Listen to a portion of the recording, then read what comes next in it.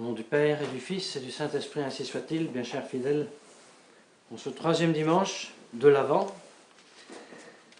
où Sainte Mère Église nous ordonne d'être dans la joie, raison pour laquelle nous sommes revêtus des paraments roses et nous avons les fleurs sur l'autel. Eh bien, nous avons essayé d'élever notre âme vers cette joie spirituelle en partant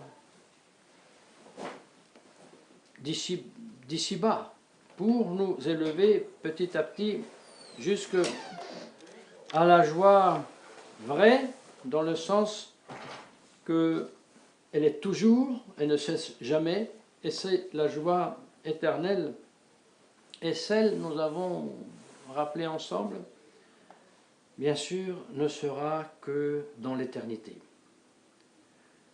Bien que nous ayons ici-bas sur terre, à travers la grâce, la foi, l'espérance, la charité, nous avons participation déjà à cette joie, ça c'est certain. Mais toujours dans des vases fragiles, nous portons cette joie et toujours avec le danger de la perdre, cette joie, soit par le péché ou soit par autre tribulation. Cette joie.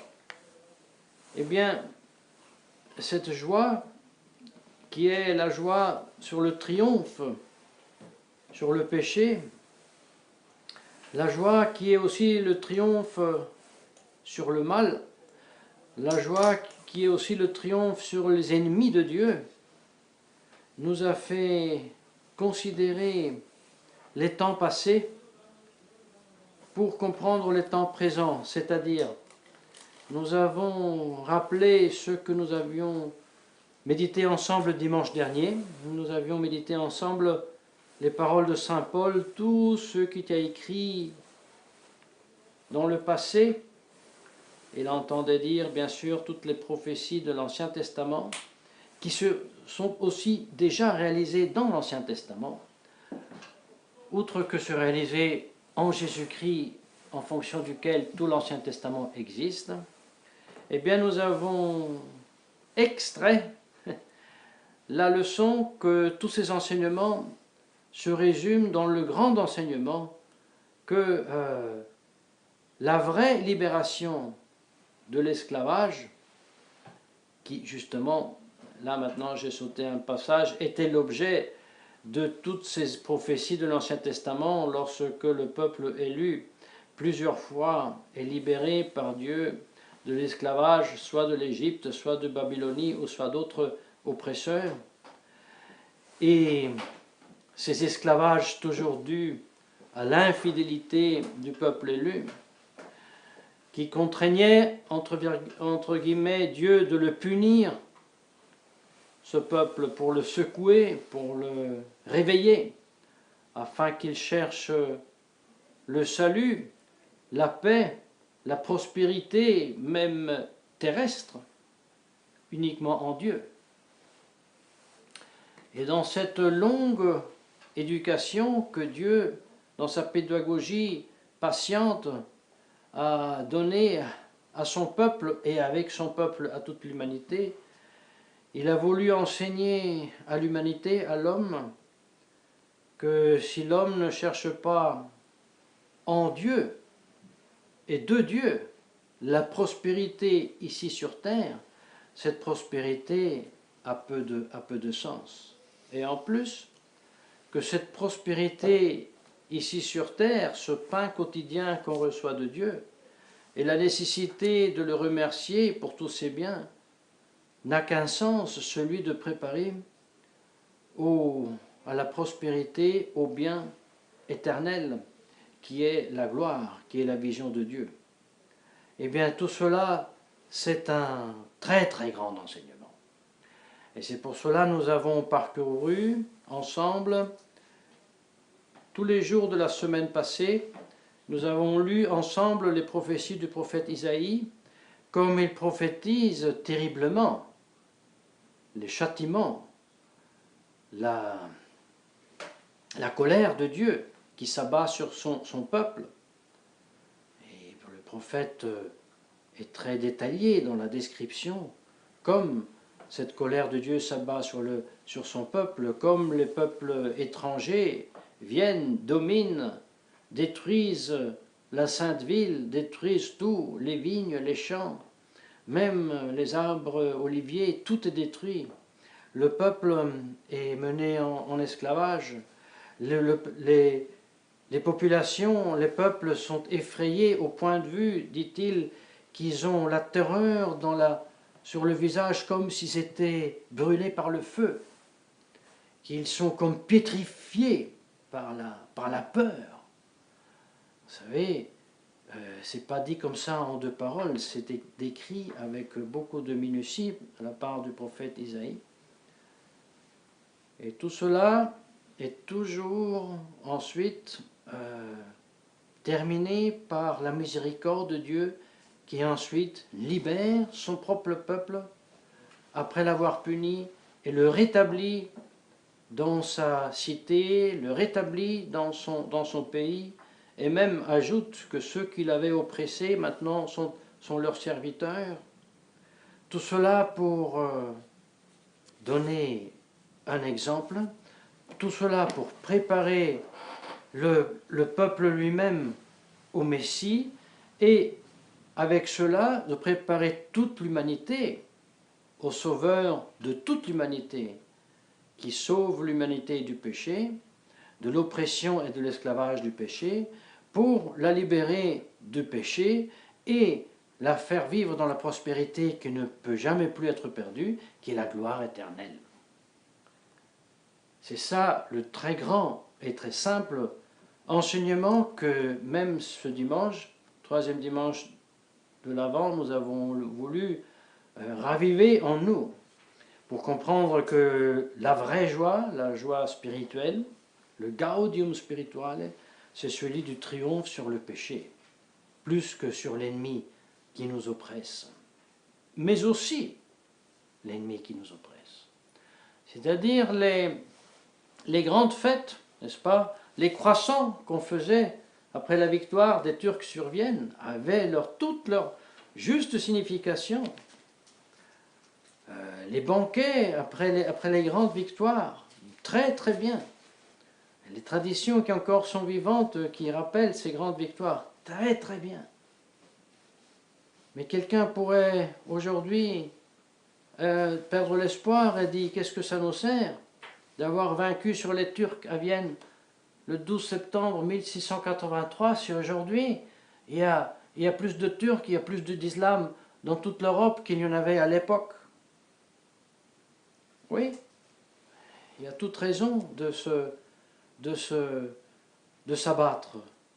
Mais ça serait faux de dire que alors la victoire de Marco d'Aviano, par exemple, n'aurait eu pas de sens si maintenant c'est pire. C'est pas vrai.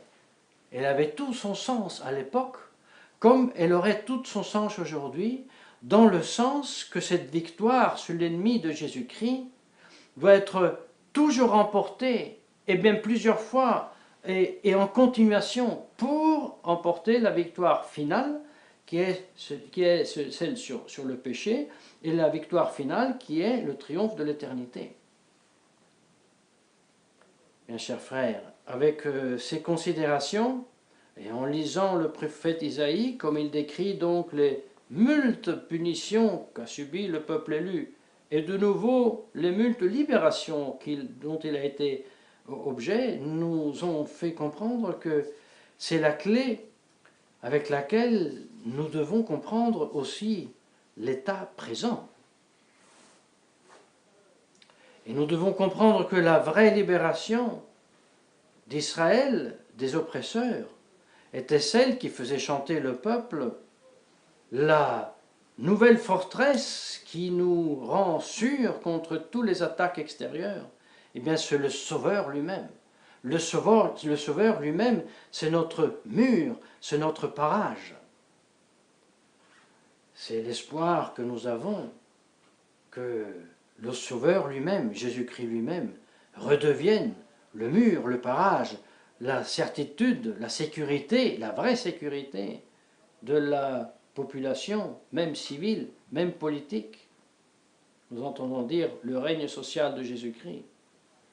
Nous voulons, comme le prophète Isaïe, rire sur les oppresseurs, comme ça nous voulons rire de l'apostasie conciliaire. Où es-tu, liberté religieuse? Où es-tu, écuménisme, qui a jeté le monde dans plus de guerres que n'était jamais auparavant? Toi, liberté religieuse, toi, écuménisme, qui déplore les temps de guerre de religion parce qu'elles avaient fait couler tant de sang. Tu ne te rends pas compte que toi, Église conciliaire, avec ton œcuménisme, avec ta liberté religieuse, tu fais couler beaucoup plus de sang. Et si Jésus-Christ ne redevient pas le rempart et le fondement de la cité catholique, s'il ne retourne le règne social de Jésus-Christ, tu iras de ruine en ruine. Et n'oublie pas que la vraie libération, c'est uniquement dans l'éternité. Eh bien, chers frères, nous avons médité cela ensemble, nous avons médité sur notre Sauveur, sur la libération que nous avons par notre Seigneur Jésus-Christ, dans notre Seigneur Jésus-Christ, la joie de cette libération qui consiste de participer à notre Seigneur Jésus-Christ et spécialement à sa nature humaine, divino-humaine, dans laquelle nous avons rappelé pendant la nuit, comme nous dit l'Évangile, il soupirait, il pleurait, il suppliait le Père pour nous, pour chacun de nous. Et notre joie est de cueillir ces mérites qu'il a cueillis pour nous, de les appliquer à notre âme, à notre corps, par la vie de prière et de pénitence. Et nous avons rappelé que cette semaine, il y a le mercredi, vendredi et samedi des 4 temps où nous ferons pénitence.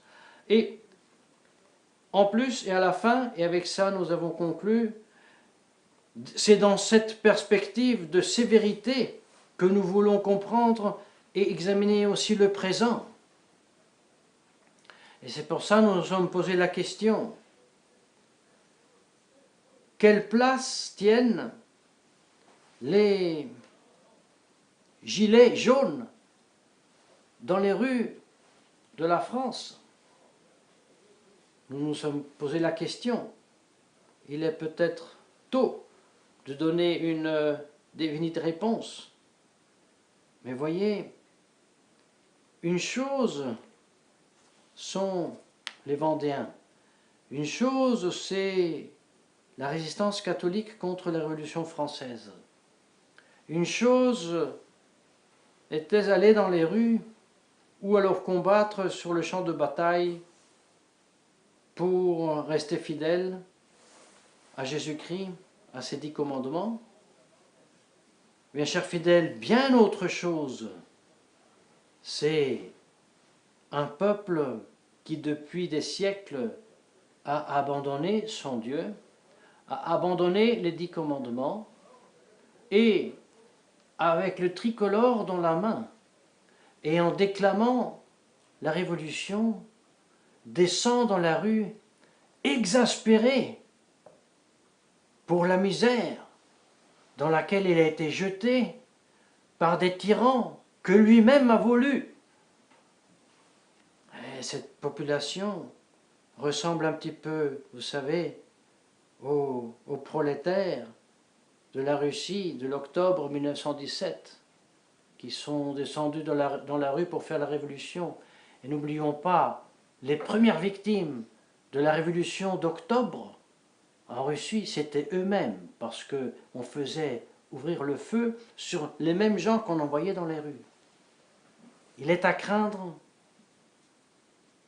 que ce gilet jaune ne soit pas les Maccabéens qui insurgent contre les négateurs de Dieu et de ses droits, mais il semble que ce soit une rébellion désordonnée et désespérée, exactement comme l'avait prévu le prophète Isaïe comme punition, cité contre cité, le frère contre le frère, peuple contre peuple, où tous seront égaux, où le patron sera comme le serf, la patronne comme la servante, le prêtre comme le laïc, est-il dit dans le prophète Isaïe. Alors nous disons, bien sûr, nous voulons triompher de la dictature financière et idéologique qui règne dans ce monde, mais nous voulons triompher comme triomphait le peuple élu chaque fois qu'il était puni par Dieu, c'est-à-dire il avait en humilité accepté la punition de Dieu, s'était converti de tout cœur à son Dieu, a repris à le prier publiquement, et ensuite Dieu lui-même l'a libéré de l'esclavage. Eh bien, lorsque ces gilets jaunes seront à genoux et prieront le rosaire, et invoqueront de nouveau Jésus-Christ, lorsqu'ils chanteront « Nous n'avons qu'une peur au monde, c'est d'offenser dans notre Seigneur Jésus-Christ », alors les gilets jaunes, oui, ça sera de Dieu. Mais si ce n'est pas de Dieu, ça ne peut être que d'une nature désordonnée, ou alors même de Satan lui-même. Donc, grande prudence avec cette réalité, même si elle semble tellement juste pour les vrais ennemis qu'elle combat, mais si le combat n'est pas fait en Dieu, et s'il n'est pas fait en Jésus-Christ, s'il n'est pas soutenu en esprit de pénitence, c'est une bataille combattue non pas pour la gloire de Dieu et le salut des âmes, mais pour Satan, que Dieu nous garde. Par contre, que la très sainte Vierge Marie, et par son intercession, nous puissions obtenir la grâce de la vraie pénitence et de la vraie victoire sur l'esclavage du péché, au nom du Père et du Fils et du Saint-Esprit, ainsi soit.